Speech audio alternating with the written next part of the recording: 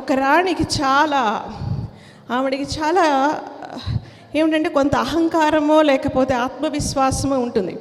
నా అంత జ్ఞానం ఎవరికీ లేదు, నాకన్నా జ్ఞానిని తీసుకొచ్చి నాకు పెళ్లి చేయమని చెప్తుంది. ఆమె అందరినీ స్పర్ధలో ఓడిస్తుంది. ఆర్గ్యుమెంట్ చేసినప్పుడు because she's got immense knowledge, she's to defeat all scholars. So వాళ్ళందరూ ఈవిడికి ఏదైనా చేయాలని చెప్పి ఆ కింగ్డమ్లో ఉన్న అతి మూర్ఖుడిని తీసుకొచ్చి వివాహం చేయాలనుకుంటారు. ఎట్లా వెతుకుతారు అతి మూర్ఖుడిని? తాను కూర్చున్న కొమ్మనే తాను నరుక్కుంటూ ఉంటాడు. ఒక అతను కనిపిస్తాడు, తాను కూర్చున్న కొమ్మనే నరుక్కుంటున్నవాడి కన్నా ఇంకా మూర్ఖుడు అక్కడ ఉండడని చెప్పి ఇతన్ని తీసుకెళ్ళి ఆ మహారాణికి పరిచయం చేస్తారు. ఆయన ఏమీ మాట్లాడుకోకుండా ఒకటి అని ప్రశ్న అడగబోతుంటే 2 అని చూపిస్తాడు. ఓహో, ఈయన జ్ఞాని, ఒకటి కాదు 2 ఉన్నాయి అంటే ఏదో ఆత్మ పరమహాజ్ఞాని అని అనుకుంటుంది. కానీ అదర్వైజ్ హీజ్ అ మూర్ఖుడు, ఏమి తెలియదు. కానీ అతనే ఒక సంకల్పం, అవమానపడతాడు. ఏమి రాదని తెలుసుకొని రాణి అవమానిస్తుంది.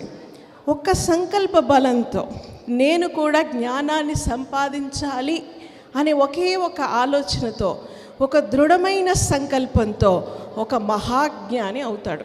ఆయనే రాశాడు, చేటీ భవన్ నిఖిల కేటీ కదంబవన వాటీ శూనాకి పటలి కోటీర చారుతర కోటీ మణికిరణ కోటీక రంచిత పద పాటీర గంధికుచ సాటీ కవిత్వ పరి పాటీ మగాధిపసుత గోటీ కులాదధిక ధాటీ ముదారముఖ వీటీ రసేన తనుత. ఎంత బాగుంది సరే, ఆ rhyme rhythm. It was written by మహాకవి కాళిదాసు ఒక మూర్ఖ శిఖామణి, కానీ సంకల్పిస్తే మహాజ్ఞాని, మహాకవి. అట్లాగే సంకల్ప బలం అనేది ఎంత గొప్పది.